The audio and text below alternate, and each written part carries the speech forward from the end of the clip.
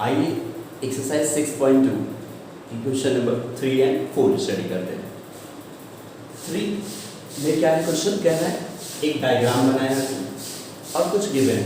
Given क्या हो, मैंने लिख दिया कि AB and CD are parallel और ये जो एक लाइन है EF ये CD पर क्या है, परपेंडिकुलर। तो सबसे सिंपल सी चीज स्टूडेंट्स, अगर कोई एक लाइन है उस पर अगर कोई लाइन परपेंडिकुलर है तो ये इधर भी 90 होगा और इधर भी 90 होगा। समझ में आ गया? तो यहाँ मैं लिख देता कि given here EF perpendicular to CD, that is, इसका मतलब क्या होगा कि angle FED is equal to 90 degree and also equal here FEC here 90। ये चीज समझ में आ गई? कोई भी लाइन तो इधर भी इधर दोनों 90 और क्या दिया GED जो रेड कलर से मैंने बना दिया 126 डिग्री दिया। पहला फाइंड करना है AGE। आइए देखते हैं AGE है कहाँ।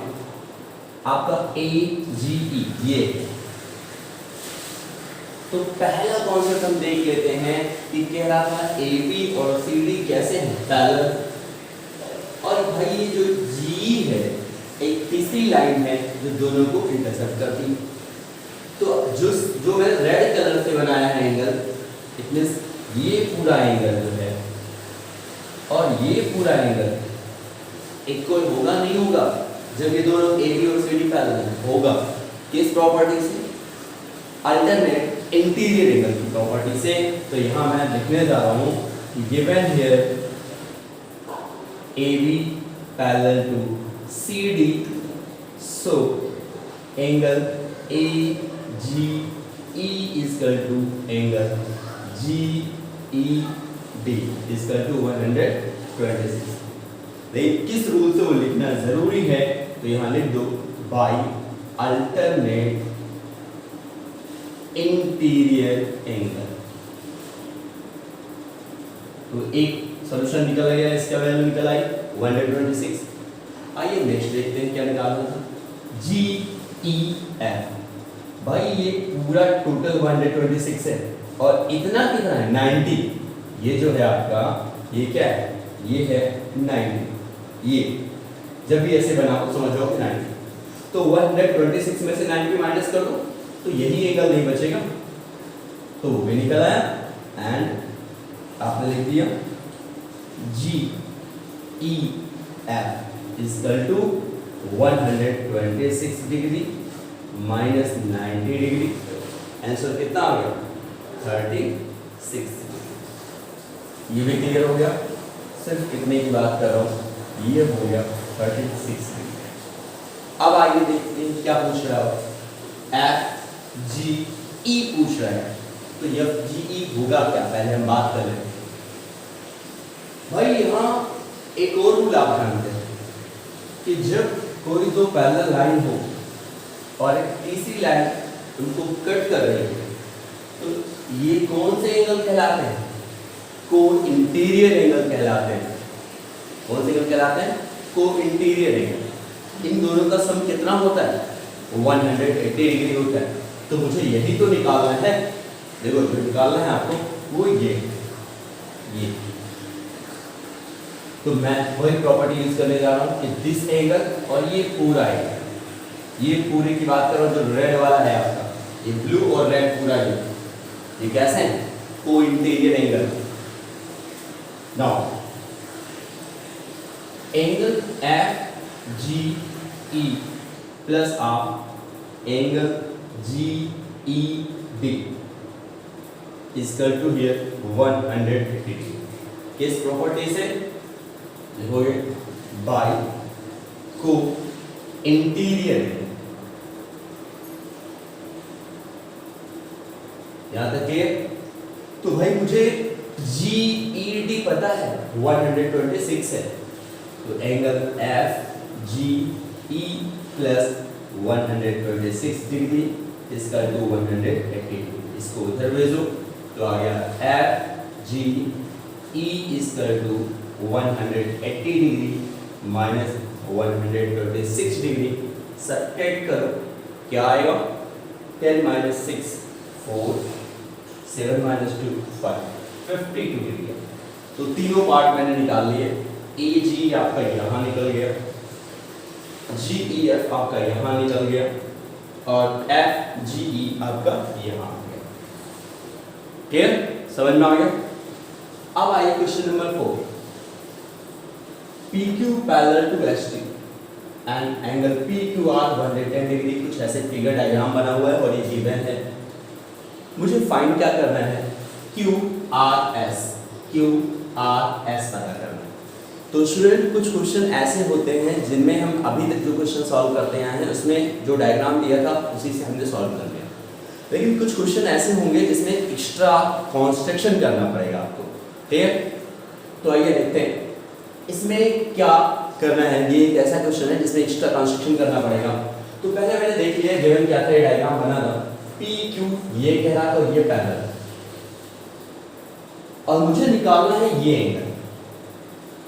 तो भाई जब दो लाइन पैरेलल होती है और एक ही लाइन दोनों को कट कर रही है तब ट्रांसवर्सल के जो रूल्स होते हैं करस्पॉन्डिंग इंटीरियर वो हम फॉलो कर सकते हैं।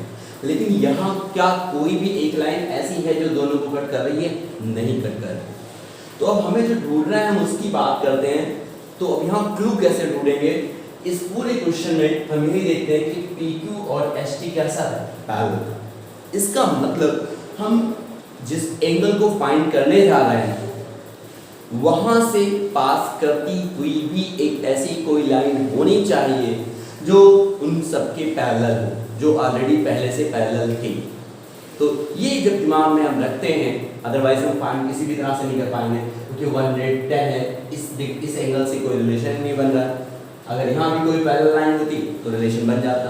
तो इसीलिए मैं यहाँ कंस्ट्रक्शन करने जा रहा हूँ, R पॉइंट से पास करती हुई एक पैरेलल लाइन ड्रा करने जा रहा हूँ जो PQ के पैरेलल, और अगर वो PQ के पैरेलल है तो ST के भी पैरेलल होगी। क्यों? क्योंकि ये दोनों गिवन है पैरेलल। तो मैं कंस्ट्रक्शन क्यों करने जा रहा हूँ, समझ में आ गया? तो आइए यहाँ हम कंस्ट्रक्शन करते हैं। ये एक लाइन मैंने मान ली, कोई भी लाइन मान लो, AB मैंने मान ली। ये कंस्ट्रक्शन आप लिखोगे कि ड्रा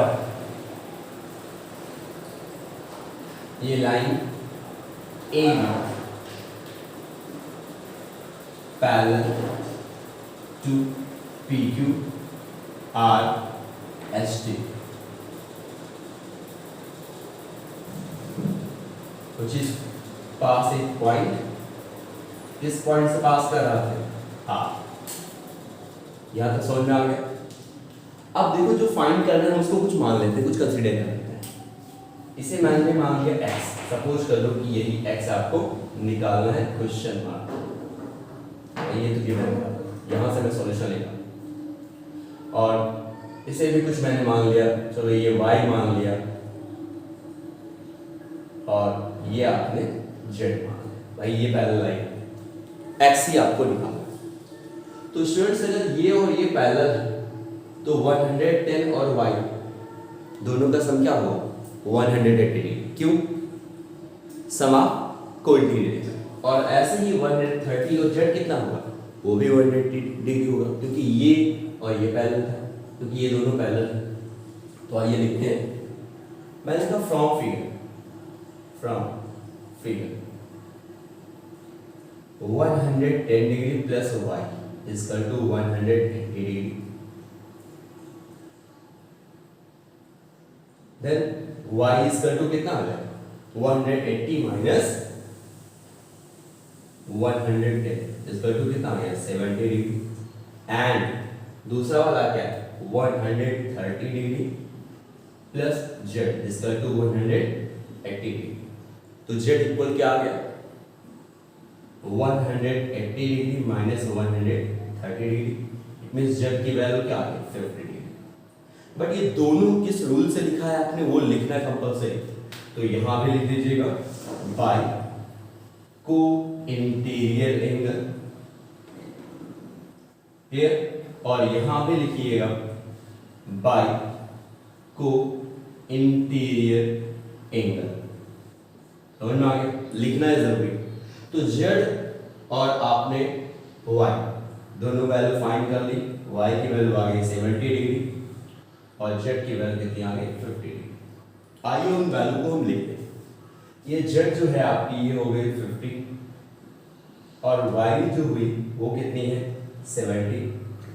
अब ये जो आपने ए बी लाइन ड्रा की थी वो स्ट्रेट लाइन ही तो थी, तो 70 प्लस एक्स प्लस जेड यानी x plus y plus z कितना होगा 180 डिग्री। किससे? Straight line angle. तो कोई भी स्ट्रेट लाइन एंगल उस पर जितने भी पॉइंट होंगे उन सब का एंगल कितना होगा 180 डिग्री होगा। तो मैं यहाँ लिखने जा रहा हूँ ये प्रॉपर्टी, वो मैंने लिखा हियर 70 डिग्री, मैंने इसको लिख दिया y इतनी 70 degree plus x plus 50 degree इसका टू 180। किस रूल से? By straight line angle. दो यहाँ बाय स्ट्रेट लाइन एंगल। समझ में आ गया? ये मैंने जो लिखा है बाय स्ट्रेट लाइन एंगल।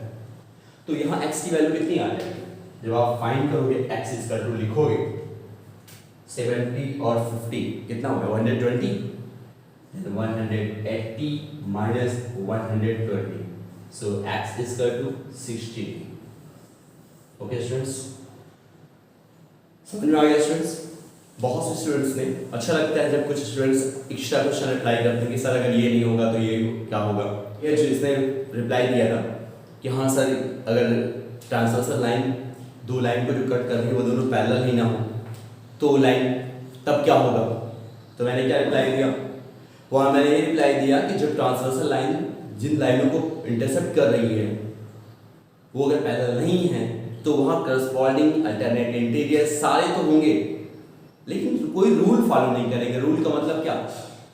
ना तो को इंटीरियर एंगल का सम 180 डिग्री होगा, ना तो अल्टरनेट इंटीरियर एंगल इक्वल होंगे, ना तो करस्पॉन्डिंग एंगल इक्वल होंगे। बस ये सब होंगे लेकिन वो इक्वल नहीं होंगे।